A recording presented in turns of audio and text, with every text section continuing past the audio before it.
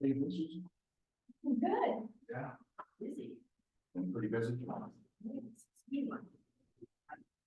My priorities this time of year. Skiing? Yeah, Nice. I got some snow. Hand out. Yeah. You have that. Is it the same one you sent out? Yeah, it's a lot. Try to get that. I realized I didn't print anything, so. Maybe I didn't. Well, we weren't sure if it was gonna work, so we just printed everything down. That's a good idea. Let me see. Sorry. I mentioned welcome to my phone like you like. Boss.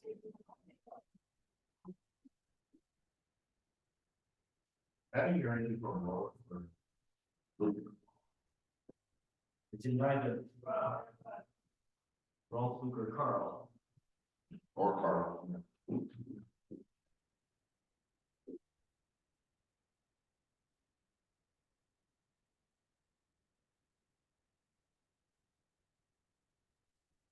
Did you know officially what quorum is? for this group? Probably a majority. I haven't had that problem. Other than changing the date. Huh? And then we agreed the last time we were gonna keep the. Date.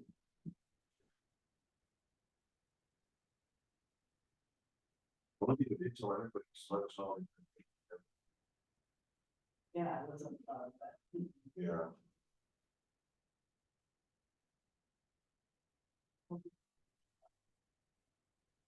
This. Well, this is February. Which is where we are, so. That's interesting, this is not what, exactly the same as what was. Where's the other one, James? Remember the one that has, I put the names out there?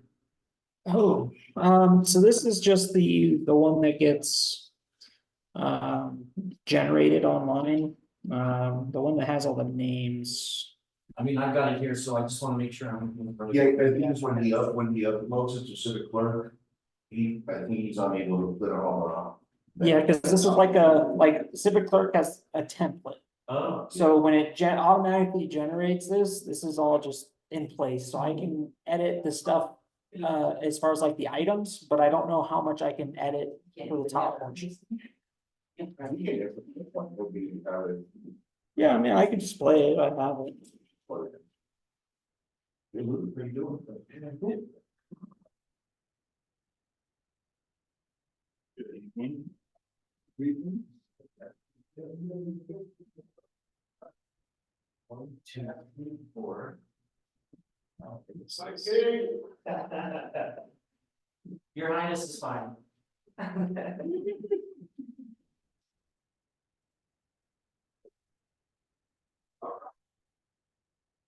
So we can have their camera work on this.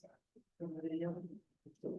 Yeah, it should. The only thing, I don't think we, Joy's out, the only person that usually joins us online is Joy, she's out, she don't join us, and then Roy.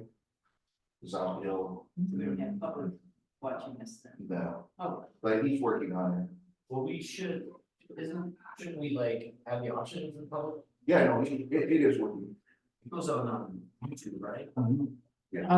So it does typically, but I don't know how much I'll be able to get public. Just because I don't know if I can do recording of at least video and audio, I don't know how well that's gonna work either. Do you wanna pull in or whatever we can kind of? Yeah. Good one. I really like I like this one. It's a lot more functional than. Yeah. We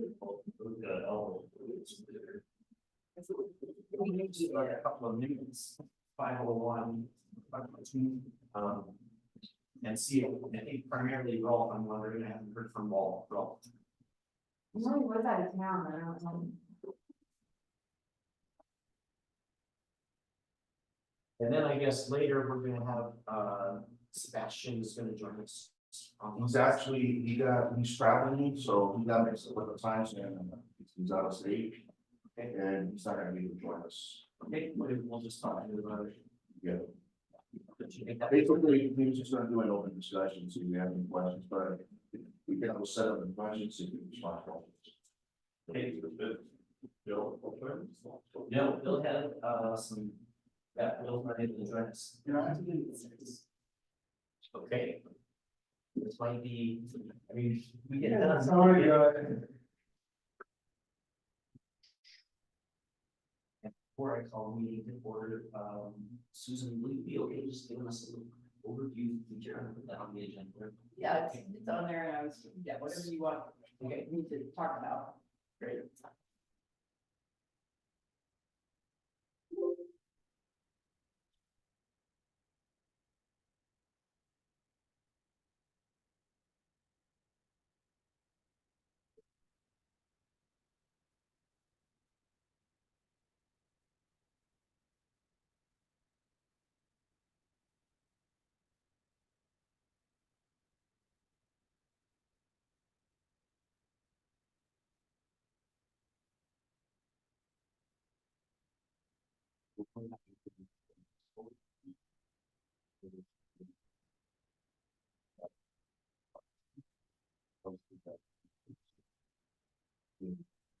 Yeah, I don't know.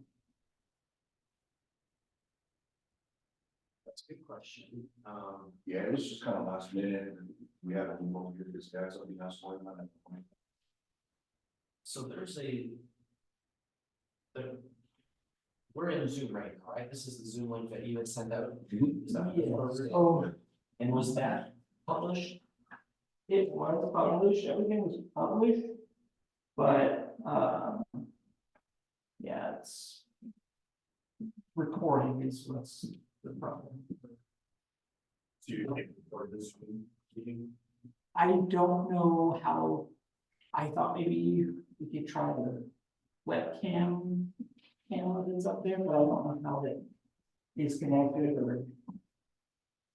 What I was trying to, Oh, I see. You have recording capability with Zoom, that you're not, pick up the audio and video from this. Because the only option. Better call that, better call that. Is on his. what's that? Want to call that on? I mean, you can, but I don't know if she don't know more than. Natalie, do you know if there's a camera that works? On here? I mean, I assume it does. I've never used it. Well, I'm trying to think. Under video settings, James, there's nothing that. I mean, I think the trick is that like groups I know that do hybrid meetings will have like an owl or some other piece that does the recording. Not so much the camera, I think, is the recording. Thank you. But the camera does work, but I don't know. I just don't know how to connect it.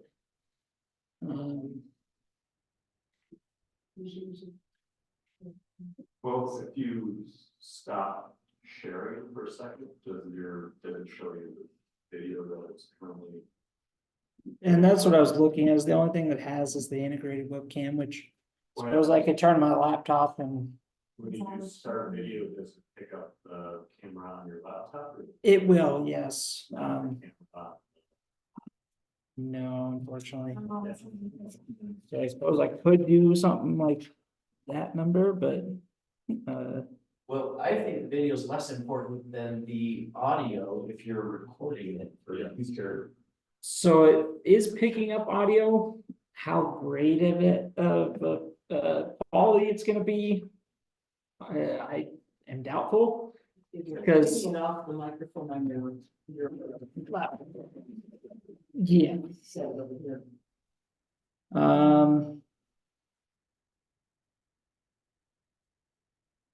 But it doesn't look like it's, so yeah, it looks like that's the only, thing is I have access to speakers, but that's pretty much all I've got. Well, I'm gonna propose that we record as is. I don't think we need the video and we just try to roll with it. With that, I will call to order the February 28th Mobility and Parking Board of Manitou Springs Board meeting. And welcome everybody. And are we recording okay there? You think, James? I mean, it is picking it up, so we'll see. Okay, So, just the clarification could be whether the AI.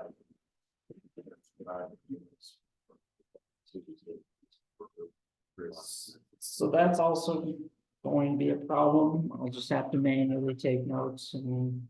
Can you do a voice memo on your phone, just record the whole meeting on your phone? Yeah, we can do that. Yeah, it's good. Just send it here and. You know, voice, no, sorry, I would offer to do that, but I don't have my phone. okay, so I'm just making a note, I'm calling the meeting to order at 5:08 PM. And we'll just do a quick roll call of the board members here, so Susan Presti. Here. Luke. Gee, you're not listed on here, Luke, Yeah, it's not, I understand. okay, Yeah. so Luke Prince is here. Carl Stang, doesn't, and I'm the chair, Corey Satella, and I'm here, and we also have Juan Alvarez and James Kelman from staff, and our council liaison, Natalie Johnson. And excused absences are Bill Kerner and Joy Porter, who let us know they wouldn't be here. And in the category of, I hope everything's okay, we don't have Rolf here. So, when you call perfect, my name is spelled with a K, I'm Steve. I was gonna make a note of that on the agenda, and so actually, let's wait. Well, actually, moving to item number 2 is the approval of the agenda. And we've got, so under 2, we've got a correction, and that is Carl's name should be Karl on future agendas. And Luke Prince is also missing as a board member on this list. I would take a motion to approve the agenda. I mean, that we approve each of them. Second. Susan, and is there any discussion about the agenda before we vote? Okay, then all in favor of approving the agenda, please indicate by saying aye, raise your hand. Chair votes aye, so that passes 4-0. And next on our agenda is the approval of the minutes. This says in progress. So what I see on here is the AI meeting summary from last time, and is that what's being proposed as the minutes? Yes. Okay, so I'm gonna make the comment that I think a full transcription of the meeting isn't exactly the requirements of our minutes, and so we might want to talk a little more about that for future minutes. AI recording of the AI transcription, I think isn't exactly what we want for official minutes.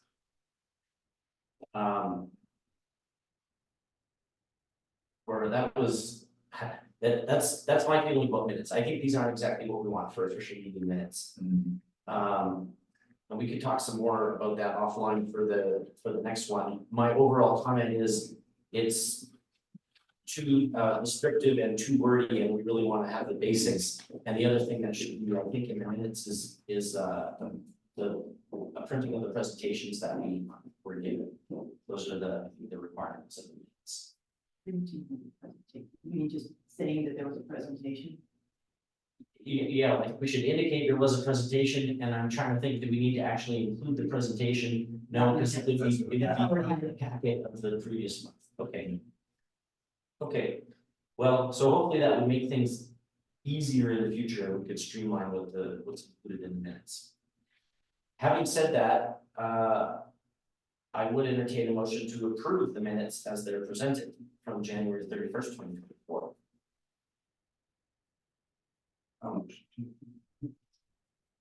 Luke. I'll second. And any discussion, any other discussion about the minutes or the contents? It could have been a lot worse. I mean, it captured the votes. I mean, the substance is there, kind of wordy, but it better job with that. Okay, well, let's take a vote then on approval of the minutes. Please, if you approve the minutes, indicate by saying aye, raise your hand. And I abstain, I wasn't there. abstention, and chair votes aye, so we've got three, four, none against, and an abstention. So those pass, the minutes are approved.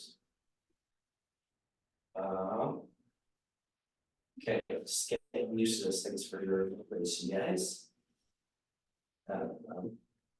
Next on our agenda, as it says right there, is public comment on non-agenda items. Don't think we've got any public, don't see anyone else on the line, so we will move past that. Just a reminder, if anyone's listening to the recording, we do take public comment on non-agenda items, typically limited to 3 minutes. And we welcome any topic from any citizen, and we really encourage that, so hopefully we'll get some public comment in future. Next up is the city council liaison report. Natalie, would you please give us council liaison?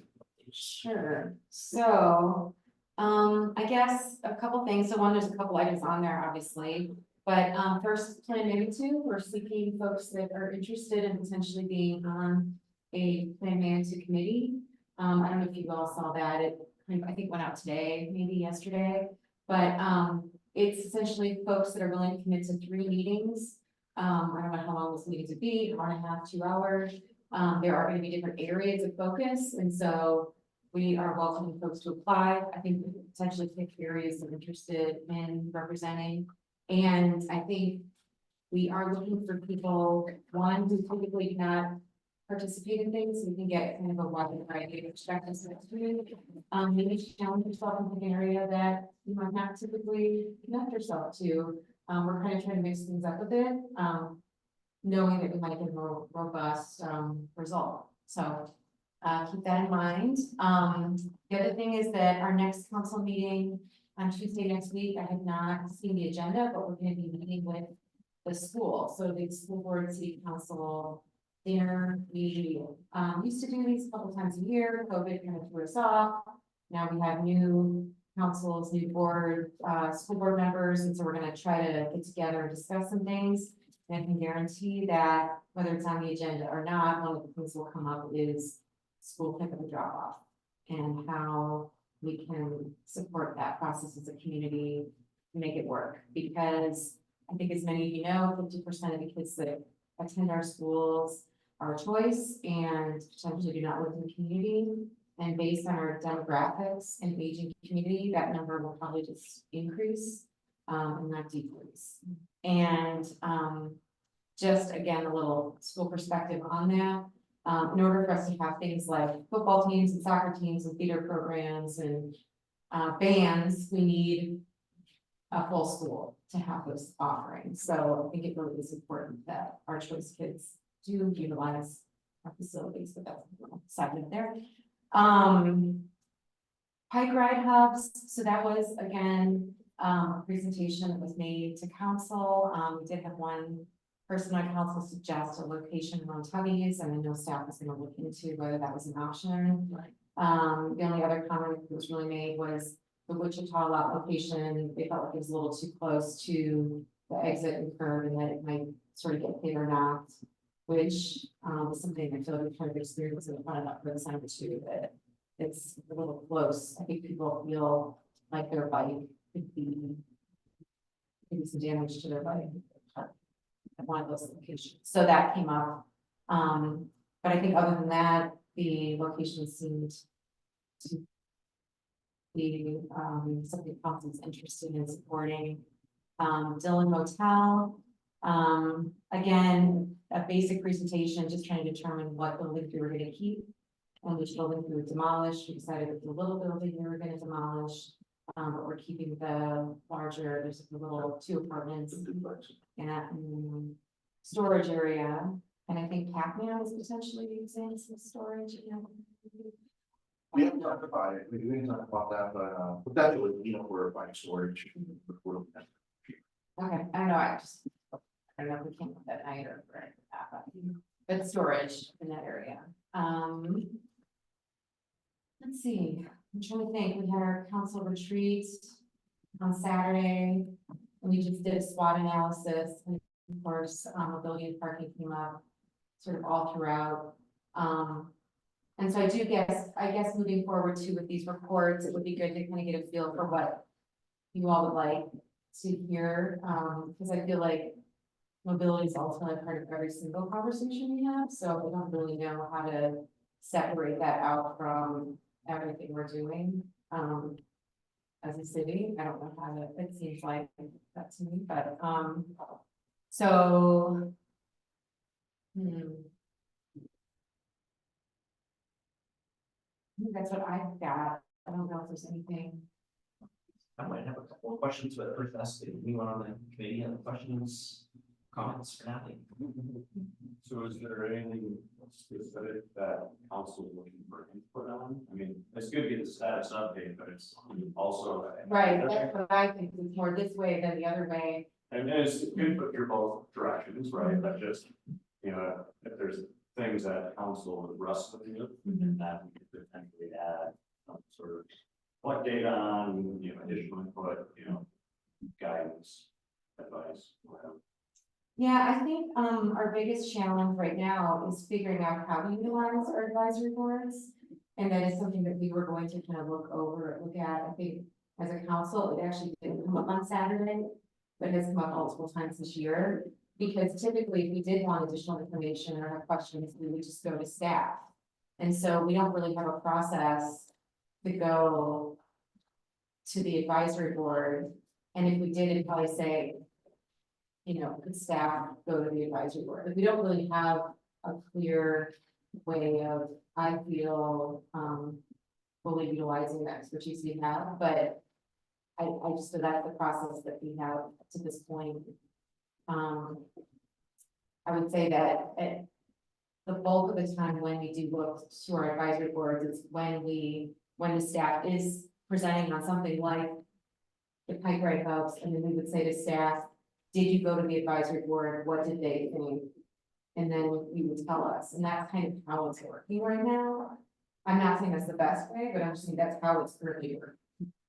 I think that did happen on Pike Right item that, I think it did happen, and in fact, we made a recommendation at the last meeting, and that got mentioned at the council meeting, and the council approved moving ahead and provided some detailed suggestions about locations. So that's maybe a small example of where we're trying to get to, and I think over time, I think between staff and council and the board, we're going to try to improve our coordination so that this board is making effective and sensible recommendations to council, and the council's asking at the right time, and that's something that we plan to grow. Yeah, that's something we want to do is collectively, either whether we agree or not. You know, bring in anything with it collectively within our group, and then go to council and say, you know, we have unanimous support for. We just don't want that, but that's kind of like the way we want to experience. Yeah, and just, you know, I mean, this is something we're struggling or working through with all of our advisory boards, so, anyway. So on the advisory board topic, it's interesting, there's been a couple of use cases, so more the question or comment is, you know, communication across boards. And so, for example, like pipeline stations, you know, there was this, initially it was gonna be Soda Springs Park generically, and I know the the parking folks had weighed in on that, right? And then, you know, they're also, I think they're looking at, thinking about the flats, putting some sort of park up there. But yeah, you know, they're potentially gonna be parking there, and potential for the trail or the road to be somehow connected, you know, overlaps with mobility. And so just, there's all these various, and those are just two examples, there's more. But Oh, yeah, housing advisory board, how do you do affordable housing with parking issues? I mean, right, yeah. I don't know how to separate mobility and parking from every single conversation, I mean, every school board meeting, every. Yeah, Bring attention back here, so I think, you know, right now, we're just talking about the report that we got. Carl, you're kind of bringing up another topic, which is how do we generally improve our coordination with council? Yeah, just, Yeah. you brought up boards and, you know, the council is contemplating how to deal with boards, and so I was just bringing up the cross communication, so it is about topics. So, yeah, just, I'll reiterate, it's my intention as chair to try to improve that process, and I think it takes some time, and we'll appreciate your feedback as we go. Any other comments on the report that we got? I'll just make a couple of things. One, the plan Manitou sounds interesting. My instinct is, boy, shouldn't this advisory board have a stakeholder role on that? Or should we? I heard you say you'd like people to participate who don't usually participate. Those are usually the ones that are hard to get to participate in things. Would it make sense for us to recruit someone from this board to try to be part of that? That was the first thing I thought that we ought to, but maybe that's not what council wants. So, one, I think you should recruit someone from this board to participate. But I think two, we did not get a detailed description of how the consultants are gonna work with our advisory boards. And so I wouldn't be surprised if they do meet with each of them as they do Plan Manitou, but I don't know that to be true. But I can't imagine that they could paint a full picture of strategy and how we're working on a plan for Manitou without meeting with each group. But I haven't heard that. So there's this specific request is for this specific part, which is these 3 meetings. There will also be general community engagement meetings. And then I'm also again anticipating that they have strategic meetings with various groups and stakeholders. But I haven't heard about that, who the stakeholders are and what that looks like. So I'm inviting you to the one part I understand. I'm not saying there aren't other parts. I just we haven't gotten there yet, so, Okay, yeah. so I'll just say for now, council's not asking for a liaison from this group. And therefore, we'll just encourage everyone to be aware, maybe do some research about it. If as a citizen you're interested to be part of it, that pathway is open. And we will continue to investigate and find out if we should try to designate an official liaison. As far as, participation goes, we're talking about maybe 6 hours and 3 meetings, like it's pretty. As far as what we typically ask the community to do, it's a pretty low bar, like, I think you guys should all apply. I think. Okay. I think I'm kind of bummed that I can't apply and participate, to be honest, so, I don't know, I don't want to say I'm not saying you should, I think you should, I just think there's gonna probably be other opportunities to do that. Yeah, I think. I don't know if I cleared any of that up for you, but. No, I think it's clear. Council is not officially asking us to designate a rep, and so we won't, but we're all first trying to learn about it. And we'll keep on it. The other things, we mentioned Pike Ride, fantastic. I know Carl was there also. Seemed like there was broad support for that. The one comment I'll make is there was some pushback from council, and the pushback I heard was, hey, how do we really make sure that Pike Ride is really broadly embraced? And it made me think about what kind of role could this group have in maybe working with other partners and promoting events. For sure, we should reach out to Pike Ride and say, what are the collaborative ways that we might have as the advisory board that we might be able to help encourage use of Pike Ride. So that's what I walked away from that presentation with.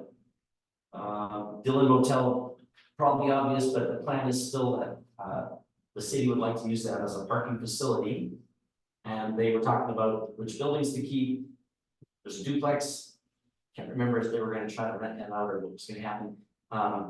But we should all move forward with the idea that Dillon is going to become a parking space. And then as we make decisions and recommendations about parking and mobility, just keep that in mind that will be a major parking facility in the future. And again, I'm not sure that council would approve. I guess ultimately maybe where the Pike Ride would, you'd be working with staff on what the layout of that Right. would look like. Yeah, but right now we're in the initial stages of deciding, first, we just discussed right now, which ones we keep. And when we'll. Yeah, so I think for now, no more action needed from this group on Pike Ride, but you should be ready to support it if you think it's a good idea. Yeah, and I think the other thing that they want is they want more data, because they were getting it quarterly, we're now they want monthly, well, they wanted it weekly, but, Tara's specified she could get it monthly. Okay. So that's what we'll get. Okay, well, that's good news too. And that's something we should have like, monthly meetings. Yeah, we'll talk a little bit more about that. Did we put it on here? Somewhere on here, we're gonna talk about what Yeah. kind of data we want in our staff. Makes sense. Okay. And if you have a specific question leading up to the meeting, always, you can always let me know in advance so that I can be prepared to answer them. That's great. Okay. All right, so. If there's nothing else, then we'll move on to item number 6, presentations. And our first introduction, it was a warm welcome to our newest members, Susan Presti, who is at our first meeting. We're glad to have you on the board and would invite you to just share a little bit about your background and your vision and what, how you'd like to be part of this board and what do you think? Okay, great. Well, for any of you who don't know me, I've been in Magic Springs about 30 years, 30-year resident. I didn't grow up here, I grew up down the street at the other big city, in Colorado Springs. So I've been in the community in the region for quite a while. I am currently the chair of the Historic Preservation Commission. So this is my second volunteer opportunity, but wanted to be part of the discussion, and I'm just hoping to bring value and contribute to this board. I think there's a lot of opportunity to contribute to the community, because obviously it's Natalie just pointed out, it's part of the conversation. And when I ran for city council in the fall, it was obviously part of the conversation with almost everybody I met with and our candidates forum. So congestion, parking, mobility issues, I think are really important to the city, and there's a lot of energy around it. And I'm very excited that we're looking at the walkable city, getting us framework and some great ideas to move forward. I'm looking forward to maybe contributing, helping you all come up with master plans and strategic outlook for congestion and mobility around our city, as well as the parking. I think there's a lot of opportunity, and the conversation is on everybody's mind. So I think this is a very exciting board to be on. It's lots of opportunity there, no end to it kind of right now. That's right, we really are the best board. Okay, well, thank you and welcome. Does anyone have any questions? Welcome. Thank you. Okay. All right, we'll keep moving then. Next is the Via On Demand Metro Transit, and I understand that Sebastian's not able to join us. Correct.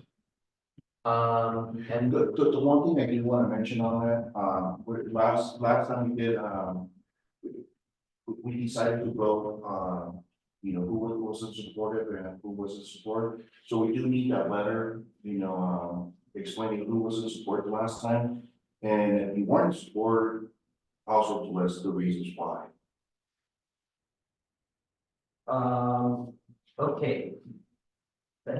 So that's a staff request is for us to make the letter. I think as chair of this board, we ought to work as a committee, and once we agree on what the committee wants to do, I think the implicit understanding of being on the committee is that we support that direction. So I think it's not really standard. So I would say everyone knows I voted against that motion. I don't really, now that we voted for it, I don't want to list reasons. I don't want to detract from it. We made a decision as a board, and I support that, even though I voted against the Okay, motion. right. So let's you and I meet afterwards, and we'll make sure that we have the requirements of what you guys need from staff, and if it's all right, it won't include a description of why. Yeah, I think I said that that's the way we ought to do it. Yeah, but that's what we agreed on, to at least have a letter that we can take to the board to say we unanimously support, you know, the decision to move forward with, the VMI. We can talk about it after. Okay, we'll have to talk about, yeah, what should be in that, because what I remember was we voted to encourage staff to proceed with making the same presentation that we saw to city council. We didn't really vote on whether to accept the proposal, but we have voted that the same presentation should be made at council. That was the motion we took. Did you have another question or? I don't know, or comment related to this, but finish your thought. So it's a bit of a strange one. We're not really making a recommendation on a policy. We're making a recommendation that the same presentation be given to council. I think that hasn't happened yet, but it's scheduled, so it's actually March 12th. Yeah. And I do have some questions maybe that we could record and we could give to Sebastian, but I'll hold those for a minute and see what you had.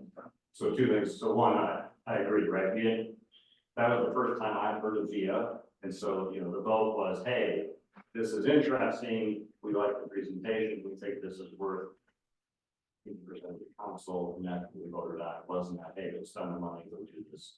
But on a related note, I actually have, contact with the city of Durango, and I actually reached out to them and asked them how their VIA implementation was going. And they put me in contact with the person in charge and got a very positive feedback. And so Durango was very happy with their VIA implementation and looking to expand it. So I thought that was an interesting data point from another smaller city in Colorado. And Carl, is that something that you could share with us? And what I'm wondering is if I shared with Laura and already. okay, yeah, great. I think, thank you for doing that research. I would be interested to know what kind of system did they implement, and in particular, what were their upfront costs? And that was the thing that really jumped out at me when we saw it last for the first months were the upfront costs. Yeah, I mean, their implementation, I think, is focused on evening service. It's like 6 to midnight, and so, yeah, it's the costs and all that is probably not gonna be quite apples to apples, right? But it just, they worked with them and had a good success on the expand. Okay, well, that's a positive sign. Any other comments or thoughts about that VIA presentation? I make a comment, based on the notes from the last meeting, that the notes do not clearly communicate what you just said this board recommended. It looks like it just recommended VIA to the city council, that's all it says, not recommended that VIA make a presentation to the city council. I think that's a distinction that should be captured in those meeting notes, if that's what you actually recommended. That is a really good point, and I wish I would have caught that when we were doing our minutes approval. With the committee's permission, I would get a motion to go back and revise those minutes that we already approved. They can go in this month's minutes. Okay, well, right, because really what we're doing is we're taking this forward. You're looking for the recommendation that's gonna go to council. So we'll capture that properly when we give our recommendation to council, and we will share it with the board. So I guess we caught it in time. And I would like to be involved in the letter if possible, because, for example, for me, one of the biggest concerns with VIA is the service area. If it's just Manitou Springs, I think the utility, it's not like that, I can go to the doctor or the grocery store. And I guess I could extend it to Safeway, but what if I need to get to the airport, or what if I need, is it really truly functional in going somewhere where people need to go? And if it's just Manitou or very close to Manitou, you have bars and restaurants and those kind of things, which there's definitely service needs, but it's not a functional thing. Okay, so maybe what we could do, if you agree, we could list some of the considerations that we had as we make a recommendation to council. So our recommendation from last time was that council does get a presentation about VIA, and maybe we could say, but we have outstanding questions related to the service area and some other things, pros and cons. And then that would capture what you were requesting, just kind of, hey, because city council, they also want to know if we said no, what were those thoughts, right? Yeah, That's a reasonable. Right, and Rolf also had some. He wanted it to go to council, but he also wanted it to be a charge, Yes, right? yes, yeah, that was it. To offset the costs. Okay, Oh, charge per ride, Right. Yes, per usage. you didn't want it to be a free service. Yeah, he didn't want to do it for service. Well, Because I know City of Montreat, me and Roy went out there, we took a trip out there with them, and they do it free for their, everyone, pretty much in the city. Durango, I think is a little bit different, but I know, you know, it doesn't mean we have to do it for free, we give them to what costs. So, okay, Natalie? I can just say, I don't know what the rest of council's thinking, but I know for me, the VIA is attractive and interesting because we're looking at like the Metro bus and paying for the Becker's Lane, the Route 33 bus, some of those are very expensive. And if we're literally just trying to get our residents to our downtown, and a bus is probably one of the larger, Mountain Metro is probably not gonna be able to do that for us. Right. Like, we're not gonna be able to get Mountain Metro in Crystal Hills. Potentially, I mean, maybe someday, I don't know, but this VIA we could potentially move faster with, and so that's the missing component of mobility that I think VIA can help us with, but I'm not sure if that was staff's intention. It is, and it also supports ADA, you know, people with ADA disability issues going on, because it's a paratransit shuttle. It's not like another transit we have, so it's very easy for them to go uphill. So let me ask this, has council been presented with VIA already? So you just heard of it, because you got your ear to the ground. Well, I mean, I'm still, I mean, it wasn't Peter, because I missed the meeting, unfortunately, Nancy went, but I did speak with her about the meeting, she was my liaison. But yeah, so I have not seen the full presentation, but when I heard about it in my head, I thought, what does VIA do and that is where I went, was, I don't know, what did we pay for Route 33 this year in Metro, 150,000? 150,000. You know, I mean, that's a chunk of change, if our goal with that bus route is to get that Becker's Lane community downtown. Right. Okay. So that's an important detail of a wider conversation, which is about our approach to transit. We actually are getting back to my reluctance with the motion last month, because we had a presentation and it said, well, we might do this or we might do this, but we probably won't do this, so don't look at that, ignore this part. There were a lot of things. It was sort of a presentation of the project, but it wasn't necessarily a proposal and it didn't have a staff recommendation. I'm not sure what the timing intention for this is, but I really think the right way for us to do it is we should have an actual proposal from VIA that says, hey, we've analyzed managing, this is what we think we want to do.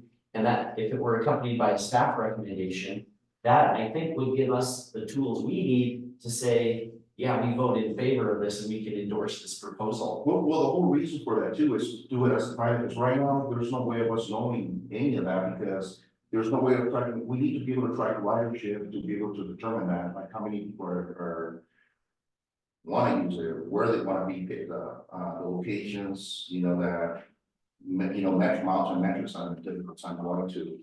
So I think that's what we wanted to test it out as a pilot for 3 months. And then from all the data that we gather from those 3 months, then we can determine if it's something we want to move forward with or not even use them at all. Okay, That answered one of my questions, which was, who really wants to use this? And we don't have that information yet. And we don't unless we test it out as a pilot. Yeah, So instead of like committing ourselves to 6 months to a year, we figure like if we do it for 3 months as a pilot, that would give us good data. On I the think that's true, but their pilot has a really large upfront cost. And that Well, was, that depends on how many shuttles, like, do we want to start 1, 2, or 3 shuttles? And I think they just gave us kind of like a broad, overview of how they operate. yeah, that's really true. They can give us a broad overview, and so again, I'm feeling uncomfortable making a recommendation from this board, or recommending council any action without a detailed staff. Like, I'm very happy that you guys could give us your recommendation, but I feel like we're still not there yet. We're still sort of like conceptual.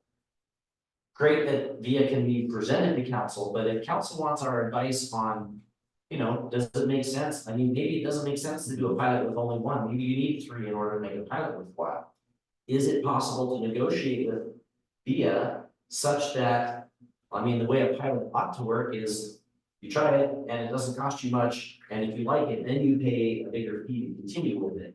That just is more on there. That's valid, and I think that's what we put in the letter, you know, like when it goes to council, you know, some of the concerns, you know, was a Okay, couple of shuttles, 3 shuttles. I like the idea of the conceptual stage being this route, because when we talk to council in that letter, we can outline what our general thoughts are. So I don't necessarily agree with you, Corey, in the thought that we have to be completely on board, like unanimously on what was presented to us.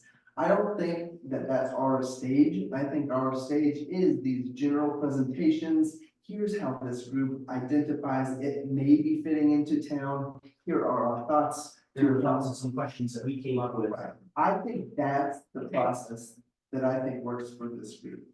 And that feels like it would help me more Okay, so we have, philosophically, how you guys feel about it versus a yes or no support. Yeah. so in our letter, we'll say, we continue, we voted on it and we continue to like the concept. We have more questions and would like to understand more details about it. What is the service area? What would be a charge per person or per ride?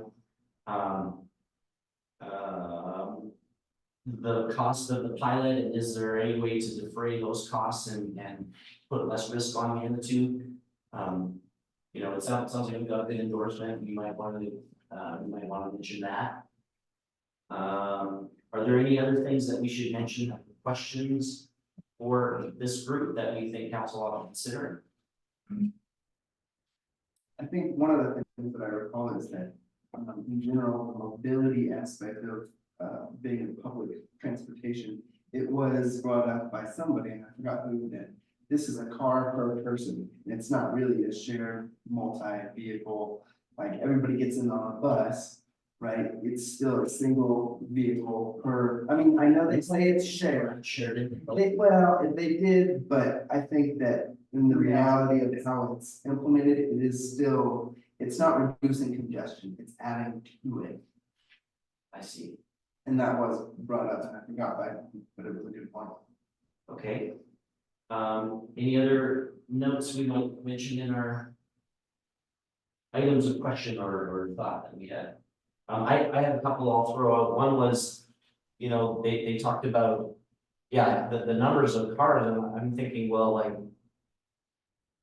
do we own these cars? Like, if we pay money for a pilot, do we have some ownership? Where are the cars located that exist today? Can we order as many as we want, or is there some kind of a limit? Like, how does that work when you want to scale the system? Where are the cars and where are the people and the operators that are like the drivers and also the people on the other end of the phone managing the service? I think we want, the idea is obviously your drivers have to be somewhat local, so what is the process to scale those up and down? Or do they bring people in? I'm not sure. Presumably they don't bring people in. Then it depends on what option you choose, right? They have the white gloves service, right? Where, I mean, obviously they have a central call center that they manage everything from in the app and all that. But they have the white glove where, you know, they'll deal with the drivers, they'll deal with the cars, and the whole fleet and manage it all. And the other one was like, oh, we'll give you the call center in the app. You hire the drivers, you get the cars, they probably have specs or whatever, you know, or and buy a dealer or whatever to buy it from. But it's not really understanding. Well, there's 2 options. One of them, and that's to your question, it doesn't work like Uber. Uber does create a lot of congestion because you're bringing a lot of cars into the city, you know, picking up and dropping off people. But with microtransit, they're getting into areas that are very difficult that Uber can really get there, and it does mitigate the congestion.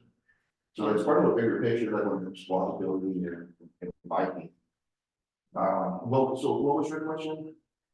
The different operating models. Yeah, so we could do it internally, when they provide the shuttles. And then we have to hire our staff, then we're liable, you know, for anything, where if they do it, everything's their responsibility, they're a contractor pretty much. But they take care of all the staffing, they take care of the shuttles, they take care of the maintenance. So they're pretty much responsible 100%. We should say shuttles, they're just cars, right? Paratransit shuttles. Paratransit shuttles. They're more like vans, A2 and passengers, think minivan almost. almost. Okay. And he mentioned the word hybrid, is he talking about like hybrid electric? The current ones that we have, Okay, so gas electric. yes, and electric.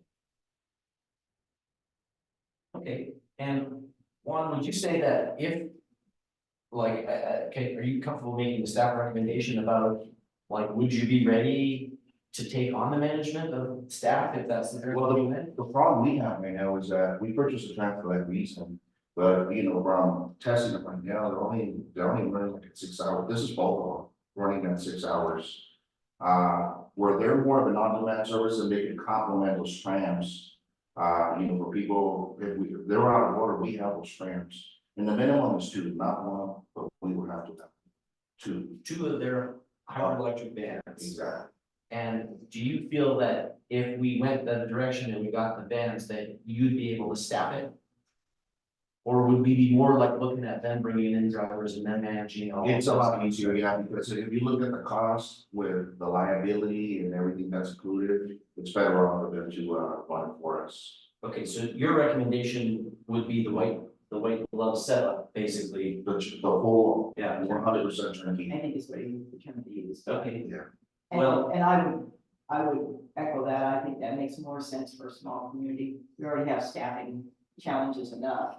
I don't know if we would want to take this on too, plus liability, I mean, the big problem with Uber and Lyft is drivers these days, so why would we want to take on it? I wouldn't recommend that. Or either. yeah, I mean, it's hard for us to make a detailed recommendation without knowing the costs and trade-offs, but I think it's Staff important. has to look at the budget and see if it fits in the budget. The staff recommendation is that we would consider the full turnkey setup, so. In one way, even though a lot of cities do it complimentary, it doesn't mean we have to do it, like $1 per ride or $2 per ride go a long way to offset all the costs. Okay. And we haven't given that a look into what funding and sources there might be for that, Not yet. grants and things. That's That's part another, of the presentation. that's another benefit is they have a team of people that their job is just finding all of these different types of funding that are available for their services. And the other benefit would be, they work with a lot of municipalities and a lot of cities that have transit. They've eliminated transit and they've gone with VIA because they also have their own buses, so if they don't have that red tape that amounts to Metrica, so if we wanna make a change like with some of the routes that they wanna make, that takes anywhere from like 6 months to a year to get that approved. Where with VIA, they're private, we can make any kind of change like, you know, like the Becker's Lane or any of these small other changes we wanna make, they can make them right pretty quick. So that's a huge advantage. Even if we were to opt for 2 vans for like our normal service, they can set it up to where they can increase that amount for special events, so coffin races, marathon, whatever it might be. Where are the bands? So they have the vans locally, so they have basically a fleet of vehicles. We would have to let them know in advance, obviously, so they have them here ready to go. But once we know that we're gonna need those vans, they stage them here in Manitou. Okay, so I think that's one of the questions I'll have is like, how many are available, where are they stored, how easily are they accessible? If we decided we needed more. And it did mention that, we do give for El Paso County schools. Yeah. And that's where they would, store our additionals. They're already in They're already in the county. the, wow, it's huge. Okay. Yeah, the county's using it for their school bus service. Right. So they have them available, so the turnaround time of the brakes, if it breaks down, it would be pretty quick. Their Great infrastructure's already in place, Right. yeah, that's nice. Okay, okay, well, I'll get together with you afterwards and we'll draft a letter. And I think we already passed the resolution last time. I think I've captured the questions. I'm just thinking about process here. I mean, are we allowed to, if we draft a letter, are we allowed to send it around for comments before it goes to council? Sure. So you probably have to draft it, send it on line, send it to everybody, We reply. That's what feedback.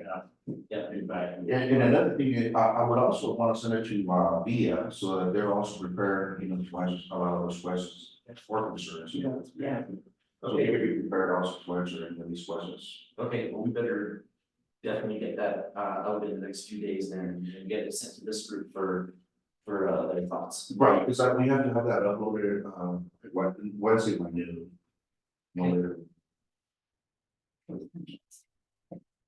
Okay. Great. Okay, anything else about VIA? All right, next item is new business, item 7, staff reports. Juan, So the parking report, did anybody have any questions on that? is this the right time for us to talk about what kind of information we want in the staff reports? We can, I know one of the things we wanted to look at moving forward was, what I moved we talked about it, was, like, pipeline, getting the reporting, this is, we're gonna be receiving it every month to include it in our monthly report. And then we agree, I know probably you wanted to still see the revenue data for parking, so we just put it in there, we need to discuss it, but it was just more for everybody's reference. Well, okay, so this is on your memo, is to talk about this data and, so I didn't have any questions about it, and frankly, I don't really look at parking data because I don't think that drives me as a board member to being able to make, actionable, recommendations. And so I had made the proposal that we, unless somebody wants to keep seeing, I mean, the information is available, it's not hard to include, but my thought was, is it really necessary for our board to have that data? Did I hear that you would like to continue to see the data?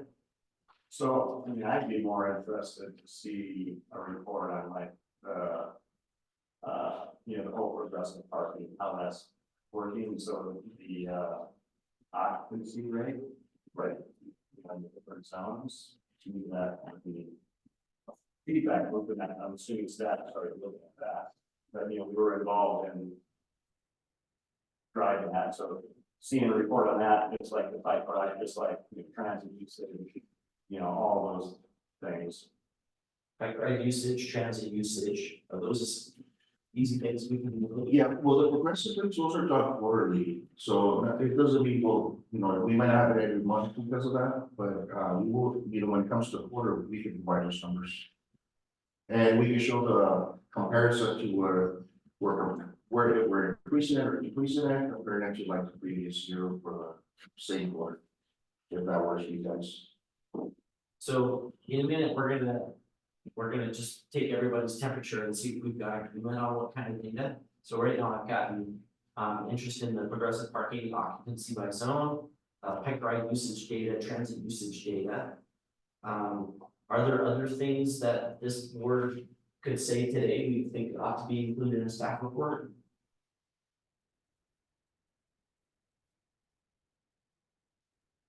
I'll throw one out there that I had proposed was, I'm interested to know what kind of see-click fix feedback is the city getting related to mobility or parking issues? And how are those getting closed out? Like, how are we addressing citizen feedback on mobility and parking issues through see-click fix? And on all of these, I think we are not in the position to say you must include this data. What we're asking is it feasible for staff to create that data? If it's really a lot of work, then we're not interested in putting an undue burden on staff. But if that data is easily available, I'd like us to consider having that included. I would also like to see the traffic safety board, like all, how many submissions and what the current status is of those. Whether the progress or close and close out. Carl, are you a liaison to that board? I think I am. There hasn't been a meeting for a while. So I agree that's good data. I'm wondering if we might want to have a regular update as a, you know, if you're a liaison from this group to that board and it's functioning, then we should probably have an update at every once in a while. There hasn't been a traffic safety board meeting that I've been invited to for 9 months. I remember Roy saying that they really only meet when there's an issue that is submitted to that board that they address, but that's just what I remember him saying. So my understanding is there are, I'm just gonna get the numbers right. I'm aware of 4 traffic, at least 4 or 5 traffic safety. So there's there's 2 in Crystal Hills, 1 in Crystal Park, 1 up, Bonnie, where was the other one? Anyways, they've been submitted, never discussed. But what I'm hearing from like the folks in Crystal Hills is that they have not heard back from the city, right? And so it's just, you know, they've been brought up, they've probably been discussed, but I don't know if the feedback has gotten back to the citizens. The citizens went through the effort to collect 50+ signatures, to fill out the online application and present it, and they're not getting feedback. You know, to them, that is a bit concerning to me, and so that's part of the reason why I'm asking for status here. Okay, I'll follow up with Roy with that too, because I know he's part of it as well. Yes. Well, actually, he was not part of it because he was the final arbitrator, so it was Chief Otto, Joel, here, Rebecca, and Eric Carlson showed up sometimes. Okay. Okay, well, why don't we capture this item by saying we would like a status update and any applicable data from that traffic safety board. Sure. And we got some side things, we have some questions, then that I seem like a reasonable thing that we would ask for staff update if it's not converting. So 1, 2, 3, 4, 5 things we're potentially asking for. I'll review again in a second. Any other ideas of? I'm sorry, for the quick fix, that's just mobility and parking, right? Because if we're combining everything, that's gonna be. Huge, yeah. Yeah, it's not huge. Yeah, it would Well, only it'll be in part. only useful if it can be filtered by things that apply to this. Right. So I just wanna make sure. Can't filter it in out, it's. Okay, so the request from the board to consider adding to the staff reports progressive parking, and I would say with any of these. I'd like to see the latest data and when it was produced, and if it was only quarterly and there's nothing new, then say, hey. This is the same data that we did last time, the next expected update is on this date, so then, you know. I don't think it's a problem at all that it's quarterly, just that it's regular and we know what to expect the next ones. So we got the information about progressive parking and occupancy by zone, pipe ride usage, transit usage, C-click fix on items that are related to mobility and parking, and status update and any data on the traffic safety board. How the electric hands are doing. I think so. Okay, we'll leave these ones. So that would be part of We're starting off on March 1st, for spring break. Because we're gonna start in June, so we decided to start on March 1st, just to see if there's anything that we need to adjust. Because I know we decided at our last meeting, we decided to, start on the pool lot to Patterson, down to the Russ and Roundabout and back, so that's gonna be the route. Okay, and I do see that you had included this here, so thanks, Juan, that's on your report. Are there any other questions about the staff report? I'll do this a bit informally. I listed, I guess, 6 items that we're asking for. Is there any objections to those, or do you think those are not worth requesting? We're okay with that, just make sure we're broad agreed. Well, I think you're interesting. The question is, what is this board going to do with the information? I mean, you ask for something, you need to be prepared to do something. Is it just for us to be aware of, or are we planning on doing some thinking, might take action? And only because I don't know what you've done in the past. I'll give just a little more context.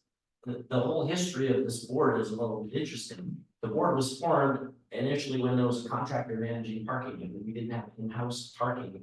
And that's really is the origins of why we have all of this detailed parking information that comes through. Years ago, that was really appropriate for this board. Now we're in a position, I think, where a major function of what we do is we make recommendations about mobility and parking. And yet we've never really had consistent data about any of these items. I can't tell you exactly what we're doing with this, but progressive parking was a contentious issue that we supported. I think Carl's right, that we'd like to start seeing some data so that we could be in a position to make a recommendation if appropriate. Likewise with bike ride and transit, I don't think we've ever had a full transit update, but so I can walk in and say, this is what I think we should do with the bus, but it would be great if we started getting some data on that. If it's not a new burden on staff. That makes sense, especially if we're wanting to come up with more of a overall plan for transit. It's integrated with all these pieces you're talking about. So Yeah, we ought to be well versed in the data that is available. And on the C-Click fix thing, I think that relates to another important role that this board has, and that is to be easy conduit liaison with the public so we want to know, public comment is a great place, but we don't often get a ton of public comment, but we'd like to know what the citizens are thinking, what they're reporting on, how those are being handled and getting closed out. So that something might pop in our head and go, oh, you know what, we could come up with a recommendation that's related to that on the citizen side. Cool. Okay, thank you. That's helpful. Okay, Now I have to go ahead and speak myself. Thanks, everybody. Yeah, I was trying to get it done. You gotta go. So we're fast. I'm sorry. Yes. But, Thank you. Bye. next week. Next time. So we officially now don't have four things done. But it's only important if we have to move. If we're trying to take any action, we need to put in the vote to take some action, so. If it's all right, I think we'll continue. With our agenda. Yeah, we have to. Vote on it. Yes. There's nothing for the whole agenda, so. If there's no objection, we'll move on from the staff report. Okay, so the book study. Let's go into our book study.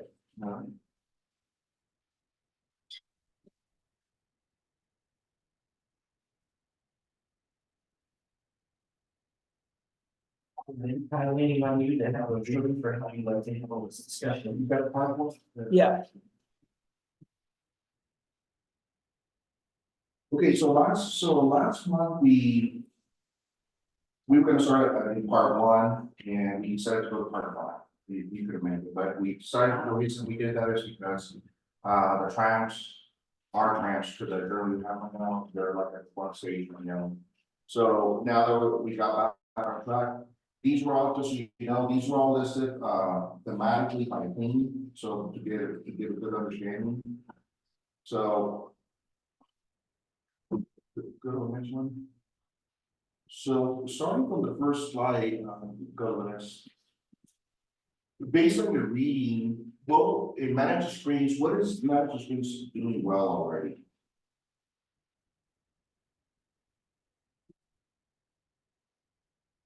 Well, we can do part one, selling walkability. Selling walkability. I'm so far beyond that. We go back and. Mhm. Yeah.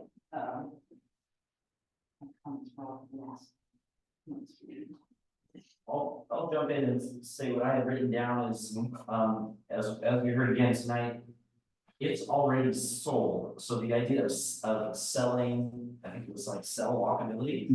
I feel like we've got good support already from the community and from council on that concept. Did you have a addition to make, Carl? I didn't want to step on your time, but I would say it's been sold in the downtown area. Okay, No. what? I'll also clarify mine. I think we repeatedly hear in like public forums, council meetings, especially when we had that council forum before the election. It was a very popular topic to talk about but the comments and recommendations are sometimes contradictory, so I think there is a conceptual support for it, but not really agreement on what are the steps to take to improve this thing that we all care about. And there was a comment in here, that basically, I wrote down, we still think Manitou is different than everywhere else. And there was a comment here in the book saying like, you might be different, it was in the epilogue, you might be different from everywhere else, but probably not, like, probably there's more similarities than we think, and this idea that, oh, well, you know, that book applies for places like this other, I mean, not everything in here applies to Manitou, but we're not so different from everywhere else in the USA, so, I think that's something that we, you know, Right. want to keep in that. In tying what Corey's saying is that even if there's 100 places that it's not working, it doesn't mean we shouldn't apply it to ourselves, because it could work for our city. And if we compare it to other municipalities that are our size. But some of the things that I wrote that's working well already are bike racks, local bike rack locators. We have bike facilities in place, because walkability and walkability go hand in hand together, especially when it comes to safety.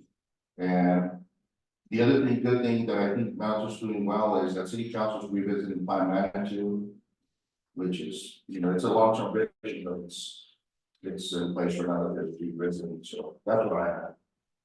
Okay. I would just add, I think, you know, council supporting the type of expansion, like you said, a lot of liability. I mean, the fact that we're committing to that and handing on that is huge, right? And, you know, in the downtown corridor, walkability is pretty. Yeah. And I would say that the city council is supportive of generally the concept, especially some of the pieces within the concept of dealing with wealth issues, because affordable housing is a huge part of walkability is part of that too for people with lower income, and obviously the climate impacts. Right. More walkability versus driving and way up. And the town is very rich. I think we're right on party with that. For me, I had, the fact that we do have a dedicated fund of money that goes toward mobility and parking, I think is huge. And then again, that piece of having a council that's supportive, having an advisory board, having Pac-Man, that there's some depth throughout the community of groups and organizations working on this that help them drive how we spend that money. Which I think I'm guessing other communities would be able to judge. Very true. Yeah, we're not having to find our city council on this concept, but. I did write down, one of the things is sell walkability on wealth, including property values, and do we as a community want property values to go up? I don't usually hear that. You know, those of us that are in houses, that means our Everybody property who values. owns property does, I can tell you that, anybody who owns property. Oh, and we want to sell it, otherwise just pay more tax. Long run, want to continue to grow, eventually everybody's gonna sell. Well, it's a useful sort of just thinking about it, right? Property values going up can negatively impact for a lot, and it's difficult to find a place to live into. Yeah. But if we truly make Manitou walkable and flexible such that people don't have to have a car or don't have to have two cars and go from 2 to 1 car, then they can afford to put a little bit more money towards housing versus spending that money in here. Yeah, that makes your housing more affordable, the more walkable, the more bikeable, trend.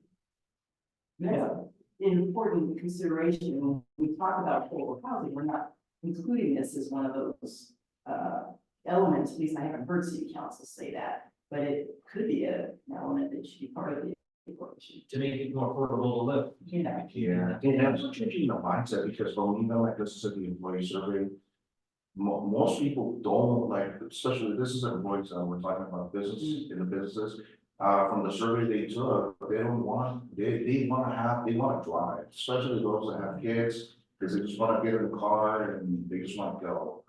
And they wanna park next to the businesses, so I think Just finding ways to maybe incentivize them, so that they look at biking and walking as well. But, in my mind, that's a way that Manitou is different, right? We're not Colorado Springs, you can't build Kansas and build like Walmart parking. Yeah. You're in Manitou, and, we're a small, we're constrained with land, right? We can't build the west of the Pike National Forest, we're bound with the geography we have, right? And so we need to make it easier for people to walk and bike and take loads out of the car, and so it needs to be cost effective, convenient, and safe. Right? And if it's not, they're gonna always want to use their car, because that's what they're coming from Colorado Springs. So we gotta educate folks. Exactly. And give them viable alternatives, right? But right now, if I'm working, to your point, if you're working downtown, the bus isn't super great. Biking isn't super great, and walking outside of the downtown corridor isn't as good as the downtown. Yeah, and that ties into this like here, when it comes to ideas and action steps that we gotta take for what we're talking about right now. Like for instance, the first one's walking. And one of the things that I had was, for immediate would be community meetings, input and support for future planning, to solve walkability. And then also one of the things that I wrote down was, determine like what the opposition is just like what I mentioned, is it kids, how can we change their mindset, and what improvements can we make immediately to change that? One of the things that the book talks about also is that before we go out and start spending a lot of money, in, whether it's bike lanes or pedestrian walk, it's, testing it out as a pilot first, maybe for a month, 2 weeks, 3 weeks, or a month, just shutting down maybe one side of the street or a block to see how that works. And that's what the book talks about, before we try to test it out as a trial to see how that works out. And then also, another short term was a community engagement events. How can we get people to start walking?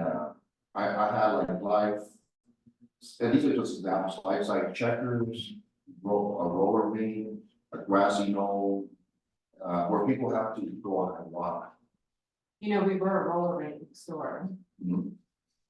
But things like that are makes you walk.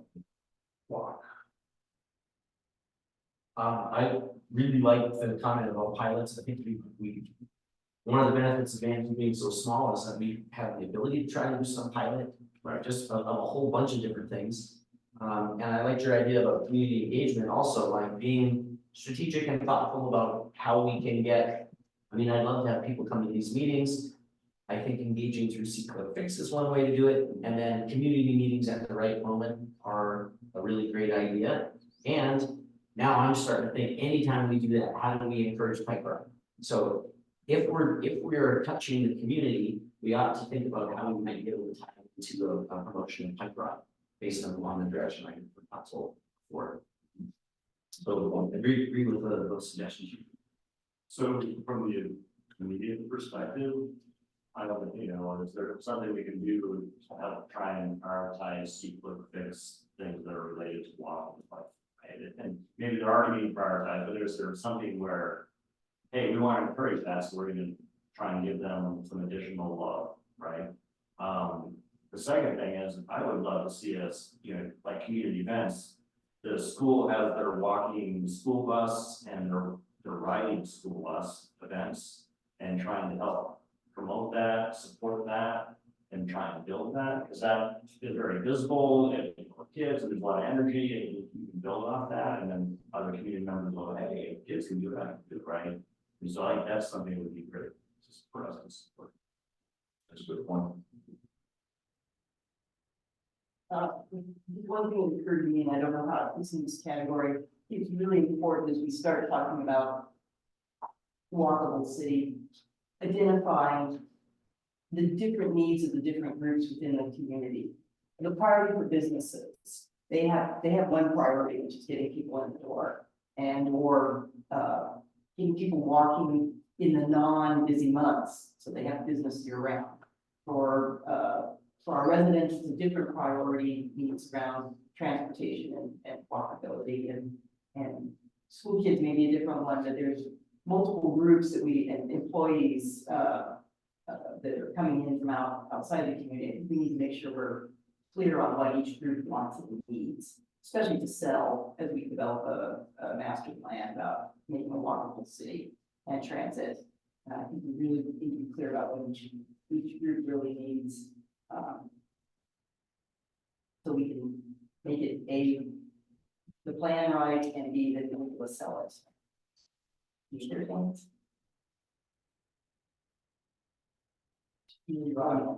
Another, I'm having more of just the story, so Joan was walking downtown this morning. Along Magazine Avenue and past the bottom of the hill, went to the school. And there was some lady who was walking to work, elite. She has a art studio or something, over by where the Pikes Marathon is. And she was there trying to cross the street at that crossing, you know, it has the bump house and signs, you know, saying pedestrian and all that. And she was not able to cross, and that was because it was school time and our 50% Troy-Ston students are all being chauffeured in. And I don't know if the sign, lights weren't working, whatever. Joan had to help her to kind of get out there and get the cars and stop. And so it's just, you know, hey, how do we improve that intersection? How do we improve that so that person that wants to walk to work, you know, has that motivation, actually can do it? Because, you know, if she goes and does that tomorrow or any number of days in a row, and she can't cross the road for 30 minutes or 45 minutes, whatever it takes her to get dropped off at school, she's probably not gonna walk to work. She's gonna go, I'm gonna drive my car. And that's a missed opportunity, right? And we had a good communication with the school, so one of the things that we did is to get the peak times when they have that, and we have our enforcement officer there with the lights, hopefully, to, you know, slow down the traffic, so I don't know what time it was, but we've been It's staying late consistent. start Wednesday. I It's think late it's start. late start today. Oh, So I got- Well, and then as well, I think, you know, we had this snow event, whatever, so the sign in the center saying yield to pedestrian was moved on. Oh, yeah. There's all, you know, that they probably still will stop, you know, just, yeah, it's like that intersection, hey, you have people that are taking light to work, they had to drop the kid off, and they're not seeing the pedestrian trying to cross the road, and how do we improve the intersection, and improve the experience, because we want to prioritize the walking, yeah. such that they get, Yeah, and our response time should be a little bit quicker, because one of the reasons we do move them is because last night we did a lot of snow mitigation, so we, you know, we bring out the trucks so they can sand everything down and ice de-ice the sidewalks. And that's why we usually move so that time issues, but we can definitely improve on the response, so once it's clear, you know, put them back where they're supposed to. well, and maybe that, you know, maybe the simple fix, and then it's easy to say, hard to do, is maybe like a crossing guard there, you know, yeah. Is out there with the stop sign and also encouraging people to. That's why I don't know how you do anything more than bump outs, a big sign that's pedestrian and flashing lights. I mean, if they're not gonna obey that, you know, I don't know, that's a pretty in your face intersection. To me, caution, People go flying through there, wow. it doesn't exist. And that's the focus for kids are there, it's very. Yeah, it is, yes, very much. So. Okay. Do you have anything? Well, I was just thinking that anytime we talk about any of these, anytime we can connect it to that affordability piece and then sustainability. I think that is where we, again, bring more folks in. And moving on to biking, I pretty much have almost similar, for support for future planning, community meetings, just gathering a lot of input. The one thing that was interesting on the bike, that I read on the bikes is not everybody who's an elite cyclist owns a bike. You know, there's some that can afford it, they can't afford a car, so that's why they don't buy it. So not, you're saying not everyone who rides a bike is a super elite rider. Right. Some of them can't afford a car, so they use a bike. Yes. Actually, on that, so, I'm hearing really good feedback on the e-bike voucher. Yes, Most of the vouchers have been claimed, and we're hearing some good stories of people getting bikes that bring them to go to work. Right. And things like that, and so I think that's a really positive program and something that we should hopefully, maybe that's something that we can recommend to council to expand or continue the program, and it's just that. And maybe that's I don't know, we need like a monthly report, but it would be curious to get a report on. and Corey, Mom, I got a great idea, you know, when we talk about like mitigating traffic, I think one of his ideas was, it's great that it's for low income, but in combination to, in addition to low income, he felt like it should be for everybody, and that was a great idea that you had last time I was running that, you know, with the e-bike vouchers. Because I think it was for a broad range of people, it would really make a huge difference when it came to reducing traffic congestion. And it started that way in council pushback, which is their prerogative. Sure. But now at least we have data, maybe now we can go back again and say, hey, you continue asking for everybody. We've been successful with the low income, middle income, can we now expand it and we want to do that? That's great. Yeah. I think we just need to talk about it, because I do understand why we landed there, but I know that. For us at the art center, a number of our artists couldn't even afford the additional $300 or $400 to make. The subsidy work, because it wasn't a full subsidy unless it was a used vehicle, a used bike, and then they were concerned that if the bike broke, they could fix it, they don't have money to fix. So it's like this. Just to layer on top of that, so, we talked to a number of the shops about the state vouchers, which was a higher dollar amount. And it was surprising to me, I don't know everything, but, basically they're saying that people coming in for that state voucher were trying to buy, they didn't have any extra money. I mean, they wanted to buy, it was $900 and they bought the $900 bike, and they were struggling to come up just with the taxes. The $100 in taxes was a huge obstacle. And so they had to work with that. So the fact that our voucher was smaller, like Nat was saying, for the low income folks, a lot of them, it's not a, hey, I want to go buy a $3,000 bike and I'm getting $300 off. It's like, I need a $300 bike. And also timing's everything, right? Because in January, people just went off the holidays, they don't have money there, they spent more than, so in Manitou time, Manitou people probably have more money in July than in January, so. Well, that- so I feel like we're getting a little We are. into the bike program, and so what I might suggest is maybe we consider at the right time, we ask for a report about the e-bike program, and then we would make it as a agenda, and we can look at the data that's been collected, and then possibly make recommendations on next steps with that one. As far as this goes, maybe I misunderstood it, or maybe I got it right, but like, were we also sharing some comments about chapters 20? Yeah, Really? there's no biking in section 1, or parking or shuttle trams. So if we're just talking about the whole book, Yeah, it just ties it together, and that's why I broke it down, with walking. because I'm not prepared to talk about biking or Mm, probably shuttle trams at this point. Because I haven't, or even detail on the parking, because I haven't read all the chapters in parking. Yeah, Well, we have 1 through 5 and 20 through 24, right? Were the ones we were most looking at, so, right, I broadly agree that when you fix walkability, you almost automatically also fix bikeability, and they really go hand in hand. sure. But your comment as well, taking Susan, they must. I need to get that on. So as far as the web transit work section, do we want to talk about some comments on that? Sure. Am I jumping ahead? Is it? The next one was parking, do you have anything to add on parking, any action steps?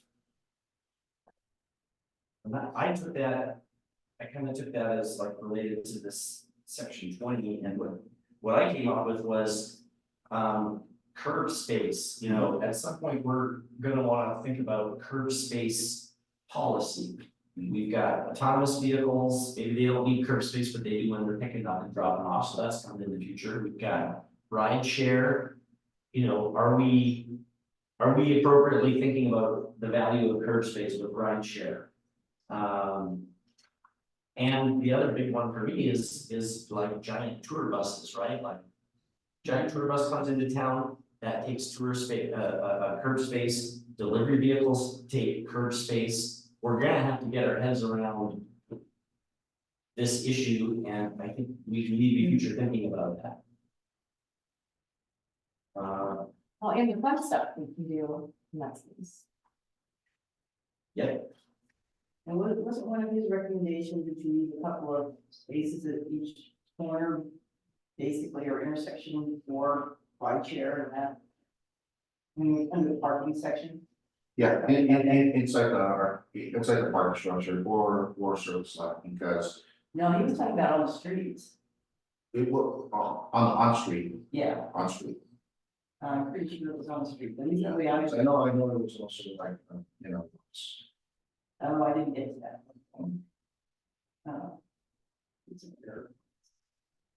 But I mean, Corey's comment is accurate, we need to value curb space more, right?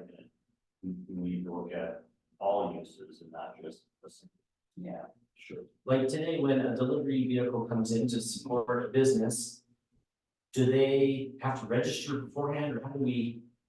Like, they have to get permission to park in the center lane? So if it's a personal vehicle, it has to have either commercial logoing on the vehicle. Or it has to have the center lane permit that you have to register through us. Okay, But if it's a commercial vehicle and it's commercially marked, we don't require any additional permitting or anything like that. The only restriction is that it's actively loading and unloading. And I think the maximum is 15 minutes. okay. So that's a start of a curb space policy, I would say, and that's something that we want to look at some. And right after that, we do for the shuttles. and trains. Okay. Yeah, sorry, I did this a while ago, and I'm just trying to remember all the notes, so. Yeah, okay, so do we want to talk explicitly about the shuttles and trams? Coordinated land use, transit and land use have a long range plan that makes the two work together. I think we're moving in that direction, we're talking about different options to try to integrate that, so that's something we're starting to look at. I think we need to, the whole shuttle trams, you know, like with the Dillon parking area coming that line, coordinating that with the shuttle that comes by on a timely basis such that people actually are incented to park there because it's convenient and cheap. Right, pricing and access. Because otherwise they're just gonna drive into town. And as well, then our electric trams and via, I mean, we need, you know, we wanna have this cohesive transportation infrastructure, right? And the shuttles need to be, you know, on that spline, and then you need to have feeders and, you know, and bike ride feeds that, walking feeds that, via feeds that. All tied together to increase the unit, right? And then there's also gonna be other things like Hiawatha, Big Bottom, and, you know, they put a park and other things up there. How do we tie the whole transportation network together? Yeah, and that's what we do at Zeppelins, employees, is like, we have a part there, and they have an automatic shuttle day in and in the evening when, there's other concerns in the evening, when they get out of work. Kind of worry, but if there's a shuttle that takes them directly to their vehicle, like they kind of doing something, incentivize them to park outside. You know, reducing the congestion. Yeah, to reduce their concerns about using it, Right. if they could be sure that it will get them there safely. And I think maybe even trying to partner with like the COG and the incline, where like, you know, hey, you can get a reservation to ride the COG or like the incline. Part of that is you get, you know, it's included as, you know, parking at the Dillon lot. And, you know, it's already included, so you're incented to use it. Yeah, you can pay more, but you get progressive rates downtown on top of that. So there's, you know, really pushing them to, hey, park in the edge of town and take transit in. Right. Although that would then necessitate a shuttle clear from the Dillon up to Ruston Canyon. They're gonna So we encourage that, you can't just do the shuttle up to.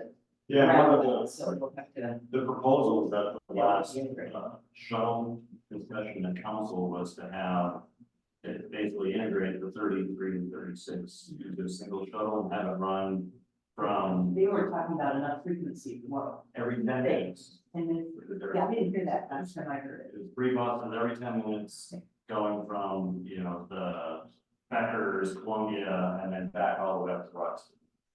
And so that would be the shuttle, there won't be separate shuttles, that shuttle, 3 buses, just running every 10 minutes, that's gonna go right past Dillon, it's gonna go all the way up to the incline, Cog, Maybe in 10 minutes, wow, perfect, with 3 buses. yeah, okay. I think. And that was an estimate, it wasn't like, sort of, that kind of stuff. And that wasn't adopted, right? That was just a potential discussion. You gotta plan 6, 12 months out, so you can't. Right, well, that's what I was gonna say, under redesigning the bus network. We just recently kind of failed at that, I think, Yeah, you did. the next, we had a, what we found out is we were too late to make meaningful changes at this go around, so that is something that we want to look at. As this group, if we're gonna make recommendations, we gotta get more than 6 months ahead. Yeah, we need to know the date for the next decision and then be We'll prepared. let you know next time, because they do need, at least 6 months in order to make any kind of change. So, and, but we have to at least make it on. Good for everyone. I just wanted to just throw out, and I don't, again, it's just a conversation, but, you know, when I think about employee partner driving versus as a tourist, when I'm a tourist, I love that I can take time to wait for a bus and walk around and I can, it's a different thing, but when I'm an employee, it's like every half hour I'm taking a babysitter or like it's a totally different. So like, I mean, I drive to work even though I live like 5 blocks away because I have meetings and stuff, but a lot of it is I'm getting late. But also, it's like I walk to work on Sundays. I walk to work when I don't have any other meetings and I've already done my grocery shop or whatever it is. But I'm just thinking that at the end of the day, employees are, their time after work is much more valuable than the time of a tourist right after they get done with dinner. And so I'm just trying to manage that life. Just to layer on top of that, right? They talk about how transit isn't equal between men and women. Men, mothers, right, end up, they call it trip chain, right? Or, hey, oh, I need to go drop the kids off at school, I need to stop by the grocery store or the pharmacy, and then I need to get to work. And so if I'm taking the bus and I'm waiting 30 minutes between each of those trips, your day is shot, right? And so that's why, hey, I'm gonna take my car and I can do it quickly. And so whatever we come up with, the timing of that, if you're gonna try and get that type of user out of their car, it needs to be really cool. Right. So I just wanted to put that out. Yeah, no, it's true. Very true. Go to the next slide. So this is pretty much the last slide, based on your meeting, what are the potential implications, for each of for residents, businesses and visitors? For residents, I didn't have any negative effects or any concerns. I think the only thing I have was a positive, which is put walkability, which property value, walkable neighborhoods are trusted. You see walkability.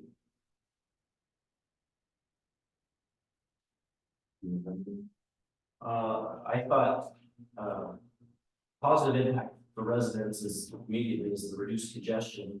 The potential negative impact is just what we were saying, like this less freedom to be agile and get a lot of.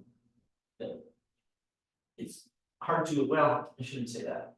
I was gonna say it's hard to imagine a transit system that could be so attentive and flexible that you really could do all those things like you just mentioned, Carl. And got 6 tasks to go. But that does happen in cities around the world. It's gotta be regular and reliable and safe, and then you can start planning day around it. So maybe less freedom isn't really. Today, it would offer less freedom if you try to use our transit system, but if we could really implement it, that would be good. For businesses, I put, it should lead to more customers and more positive experiences for customers. Honestly, the businesses, they get lots of feedback that people don't enjoy coming to management because it's paying to get there by car. If you can change that mindset and provide a more positive experience for their customers, businesses should be happy. But today we're in this situation where the businesses are nervous about that. They don't immediately see how transit's gonna improve their customer experience. And yeah, likewise, just it's really the same thing for visitors, right? When you're here on vacation, that's great, you can hang out and go around and move around like Natalie was saying. A transit system causes a lot less stress than having to manage your own vehicle if it's done well. But it does have that feeling of like, oh, I'm not sure if I'm gonna get back to my car. I would just add, for me, the positive for the business is that the more people that walk here, like, they transit. When we travel, right, and we rent a car and so you're walking, it's like, hey, I'm hungry. And so you're gonna eat where you're at, right? You can't just hop in your car and go, to Colorado Springs and go to a competing restaurant, you're eating where you're at. Right. So it actually drives more business and they spend more in the area because, they can only walk a certain distance within a certain time. So I'm gonna spend my money within that radius, my walking radius, my biking radius, or the radius of the bus. So I think that's a huge positive for local business if we drive those kinds of visitors, business, whether that be residents coming into town, to shop, or whether it's visitors coming in to enjoy themselves. No, I think you're right, because the Baltimore research said Washington cities have stronger economies for businesses because of that. The only thing I had up for negative comments or effects was people purchasing large amount of items. I think that was one that was a negative. And then back to what we talked about earlier, where the concerns are to, looking for maybe different options for delivery trucks, because that can create also a big congestion. For visitors, I think the immersive tourism is great. It's the historic value, when people are walking or biking. And then concerns for the one concern I had is doing a better job with social media and also wayfinding. So when people are coming from out of town, if we have a lot of construction going on, just for them to have an idea where there's a better route or give them an alternative way to get here, where they're not going to go into that congestion, make it worse. So that's kind of nice. You can dig on the feedback on that. I think a really critical key for visitors is communication, so they know clearly where to go, make it easy for them to pay for it if there's a cost, and know how to get around. I just think communication is really key for visitors. That's key. And it'll be important for our visitors from down the street, because I know so many people in Colorado Springs who say, oh, I don't go over there anymore, it's a pass. We need to make it easy and make sure they know it's easy. Because I know we only have like one platform, which is people to know, but I think we have more social media with Facebook, Instagram, and other platforms. I think when you get that communication, I think it'll make it a lot easier for residents and visitors. One comment just on that, I've heard that multiple times of, I don't go into because it's so challenging part, but yet during the summer season, downtown is packed. So if everybody that really wanted to come here came here, we have a much bigger problem. Of course, yeah, there's Like that quote, it's so popular, no one goes there. yeah. The other thing is I think patience for all groups, because again, we're not gonna get it right the first time, we are experimenting. All those pieces, it takes a long time to connect all the dots. I think that's what's hard, is that we implement Pike Reg with, 3 locations, and we're like, why is it working? We all know.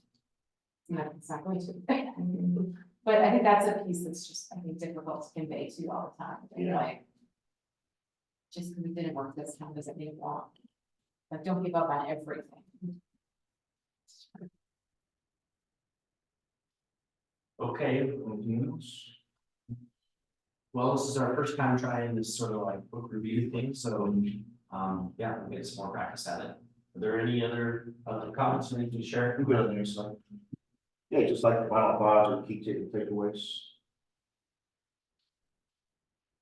So what do we do with this information that we're, like, the brainstorming we've done tonight? Is that landed? Eventually, we're gonna come out to start taking action steps to put things in place, like put in a test pilot, a test pilot in a street, and that's remote, walking in, bikeability. And I feel in order for us to start moving these projects forward, and we gotta start doing that because. Just having conversations over and over. I think with this study, we have to put action places, after we finish it, we have to start putting it in place. That's gonna, I think it's 6 months to complete the book, maybe sooner. But as we go along, we can start putting things in place. That's the goal. So by the end, we'll all be very familiar with the book and we'll continue to use the. Yeah. As we start. And like I said, I'm sorry, Corey. Yeah, and not everything that look like we talked about earlier ties into managed strengths, but there is good things that we can use. Make it work. Okay. Well, good stuff. Thanks, everyone. Good discussion. So we've got the deputy city admin report. Roy's not here. Did we share a report? Not that we saw, not a written one, Yeah, hopefully we have. Our record should show that we did not have that. And we'll move on to old business. So first thing is a review of the 2024 map board goals. So those were attached to the packet. I don't necessarily want to go into these in detail right now. What I'd like to do is just remind everyone that we did have these goals that we presented and were approved by council. And so these should guide us for this next year. This is my first time chairing the meeting, and so I'm still getting into the swing of it, but my thought is we should revisit these goals frequently and talk about our action steps towards them. So I have one question about these goals. yeah. Does this reflect, I know at one of the January meetings, there was, city council assigned a lot of things, a number of things. I know it's a lot, but a number of things to this board. Are these reflected in there? Okay, that's good. I think what maybe you're talking about, there was the complete streets and the NACTO membership, Yeah, those concepts. And I felt like council said, we will do something with this, and I don't know if we need to add those to our goals then. let's talk about that, because actually I kind of brought that up. I had a chance to speak with Denise a bit about it. Oh, And she said, what you want to do is well, I'll say, first of all, I don't think we didn't get clear marching orders from council that we should cover. That there was clear interest expressed in complete streets and an ACTO.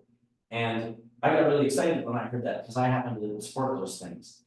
But I don't think it's really the case that council says, Matt, you should work on that. And I had even said, Denise, I bet we can do it pretty quick. And she said, but you also need to think of the impact that's going to have on staff who are already appointed and doing their things. We think it's just a snap of the fingers to have a complete streets policy. It's not that easy. yeah. As of today, I don't think we have been charged with developing a complete streets policy or encouraging staff to do that, even though there was strong interest from council.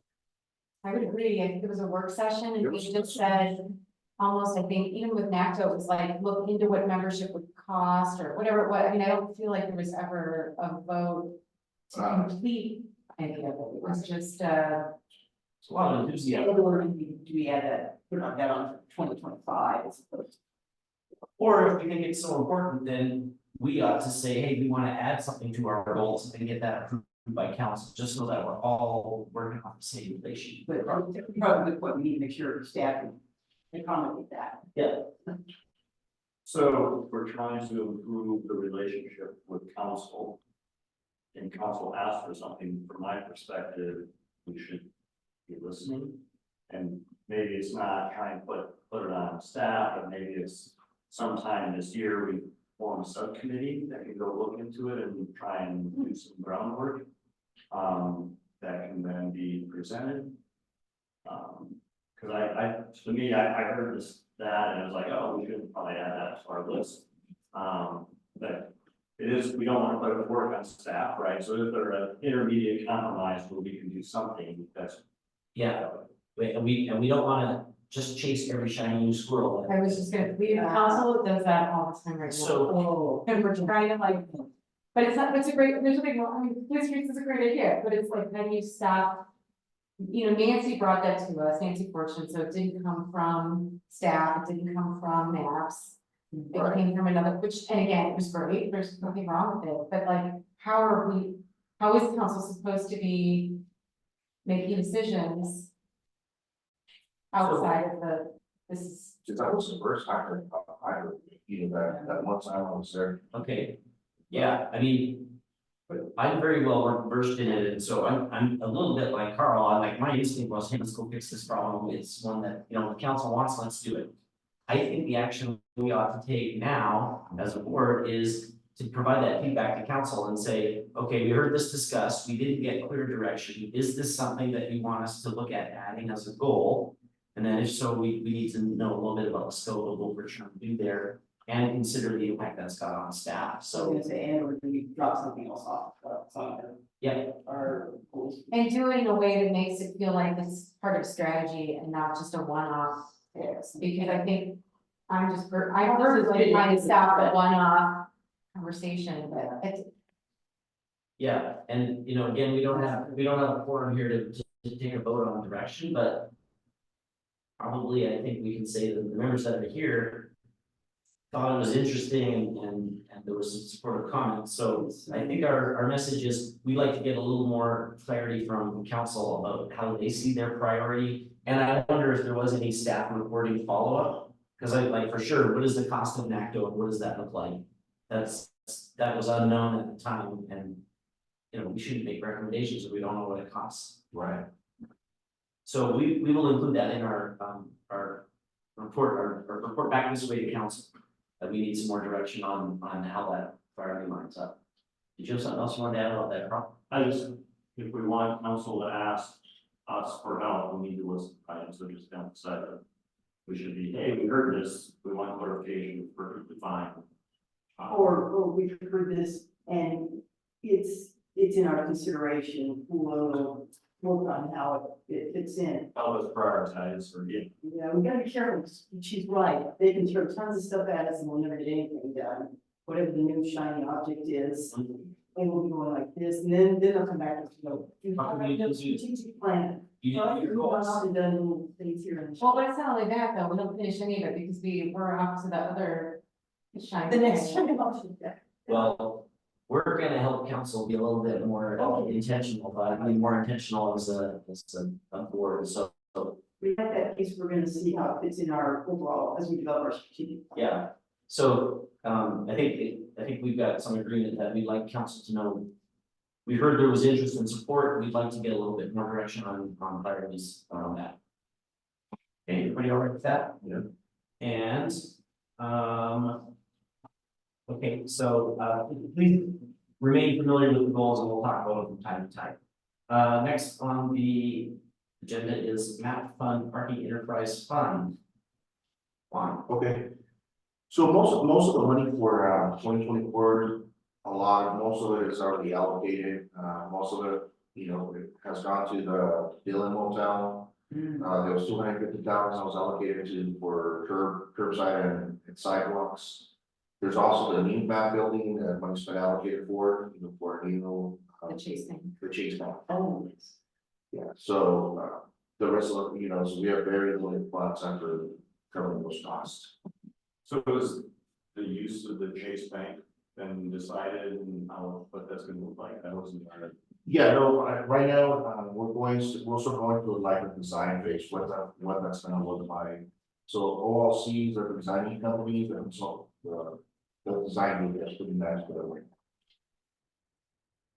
And you're actually working at the Dillon, looking at the structure, you know, for the restroom area, looking at the bike storage. We're also gonna look at the duplex building this coming week, and they're gonna start also looking at other things. So Juan, can I take from your comments that there is no discretionary funding available for this map board to direct in 2024? Most of it's very limited. And I can get that number where we're at right now. So previously, Lloyd mentioned that for 50K for us. There was the discussion of, oh, we want to use that for like a transit survey, right, discussion last year. I haven't heard it mentioned again. I think we overall lack structure around that enterprise, and what part of it is at the discretion of this board, and that's something that I would like us to try to work a little bit more on over the year, because I'm not surprised at all to hear, oh, guess what, it all got spent. There was a couple of times we were in meetings in the past where something came up and it was, a suggestion, hey, Matt, do you want to use your funds to pay for this? And I always felt we didn't have, well, what are our trade-offs? What are our priorities? What are our goals? What might we want to spend some money on? And then we can make some recommendations. And we just never, ever really got there. We never really knew we had the money, and there's a lot of things around this parking enterprise that I think we want to improve the transparency for citizens and make it effective for us to make recommendations going to it. So is there a resource online, I assume it's in the city budget, where we can get more details on the park enterprise fund and how it's being spent? Sure, yeah, because that is public record, so I can get that information. Okay, you're just pointing to the link. Yeah. That's good, plus I have a look. And just echo kind of Corey's comment, I remember the parking enterprise fund being established, and then if I randomly hear, oh, that'll be paid for out of that, things like, but yet some stuff that's, to me, as a map board member, it's surprising, oh, we're gonna pay for street sign toppers on the enterprise parking fund, and it's like, okay, is that really part of The it? one thing I could mention is from our conversations with Denise or Lloyd, this is gonna be the last year for those big projects, for the building hotel, the Matt building. Is the end of big projects in Manitou? Supposedly, from what I, from my conversations with them, there ain't gonna be, there will be projects, but not at the magnitude that we start. Bottom wise, But like the E-trams were paid for out of that parking. yes, those were, 150,000. I would say, I think it's a good role for this board to make recommendations on purchases like that. We didn't have the opportunity to do that, so hopefully we can get to this point where, yeah, we've got a little bit better visibility to that fund and can make recommendations that are meaningful. Although I would argue that it's really staff's job to do, make some of those decisions. I think we're a policy and strategy. I would see our role as policy and strategy more than spending decisions. I don't know, I just worry that we may not have that authority. Okay, so we certainly don't have authority over that fund, but this is it's fairly newly created enterprise fund specifically for parking and mobility. Okay. When we were asked to endorse the progressive parking rates, part of the reason why it was explained why we should do that is that it is going to be difficult, and some people aren't going to like it, but we're going to have a chance to have all of these other benefits that are going to come from that fund. So,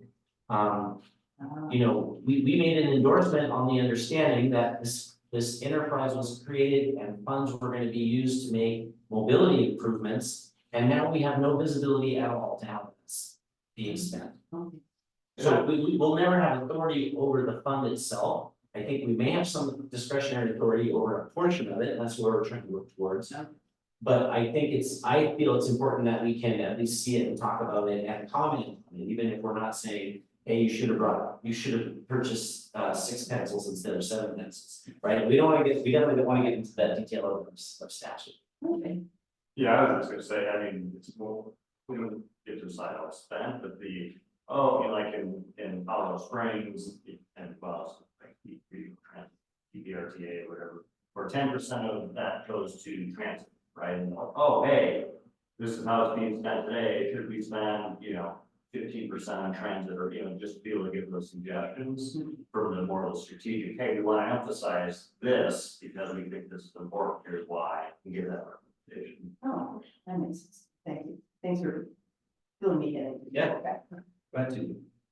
Any other comments then about the enterprise fund? Okay, Last item here is board correspondence / future agenda items. Anyone on the committee have they want to bring up? Future discussion? I will say that, I've got started on Google Drive, I've got kind of a long list of things we might talk about at some point, and I would always welcome any thoughts about that. Carl is our co-chair, so he and I will review that list from time to time, and we'll talk with staff about whether we can bring things forward, but we always would invite new items. I had one I wanted to share with the team. I submitted a C-click fix on a mobility issue. It was the detour sign for a detour, here's how you get to Buffalo Lodge, is placed right in the bike lane.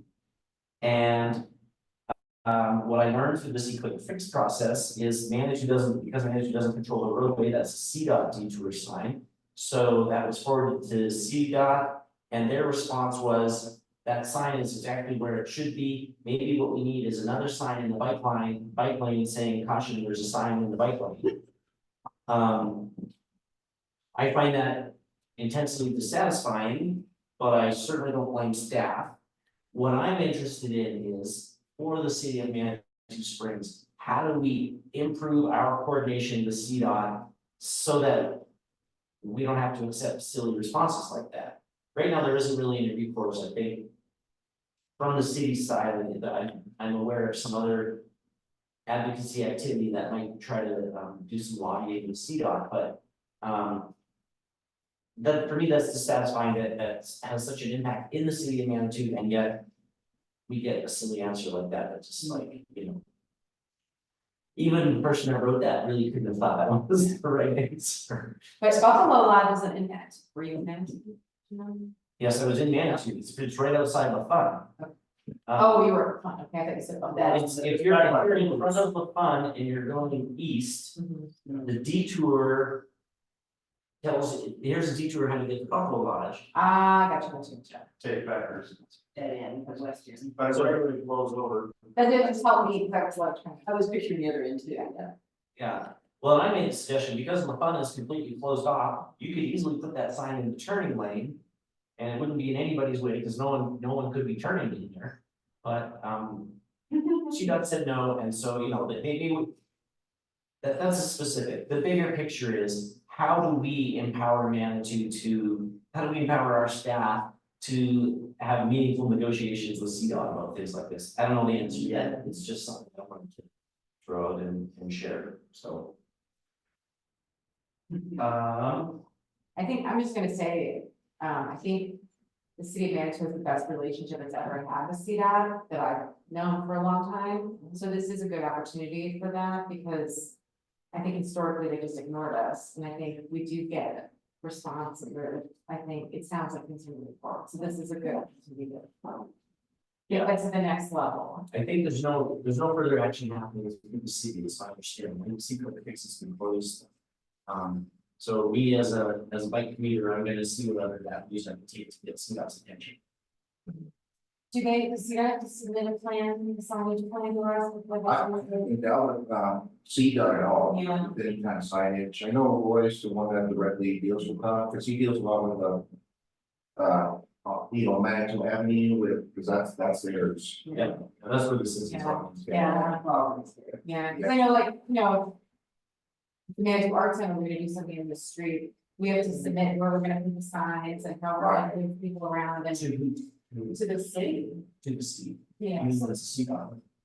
Well, I mean, again, it's like when we were doing, even just like stonework on the sidewalk in this building, we had to, part of the proposal had to include how we were gonna move people around during that project. And I'm trying to think of who I submitted that to, but I think it's even part of the grant application, but again, if everything that Manitou has says mobility is the #1 priority, and we're getting that message, and if there's a way to do it, I don't know, I'm just curious if CDOT has to submit a mobility management plan to manage in advance. Same with contracts, getting those buildings for kids. Yeah, well, maybe staff, you can keep us posted if you learn any more about CDOT and just be aware that it was a thing. Where was it at?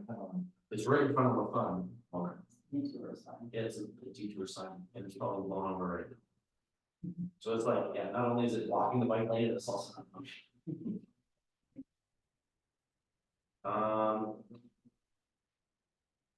I guess officially we were adjourned at 6 when we lost our quorum, or do we need a motion to adjourn?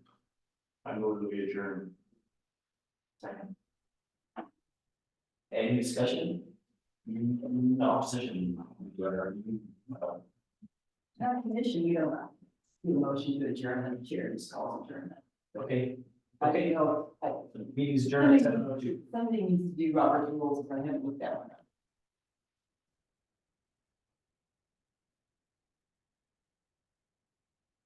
I mean, maybe long, some show. Understand? Well, That's great. again. I think, how soon do you need to have that? The recommendation letter. Yeah, just what I'm gonna give, council and, No, because I need to give it. I'll be patient with you until. I can figure it out. Yes. Well, good, but just back on. I You should be made it able to through. get it by Friday. Somehow. Yeah. Like that perfection. Perfection is our word. By the end of the day, okay, it works, I think, in the future, and, just like, for some reason, you don't see, feel free to send that text, but I'm planning on it. And then if it doesn't really go here, just don't give me that. Because I think I booked you guys for 8. I might know. So, you know, I'll do it every quarter.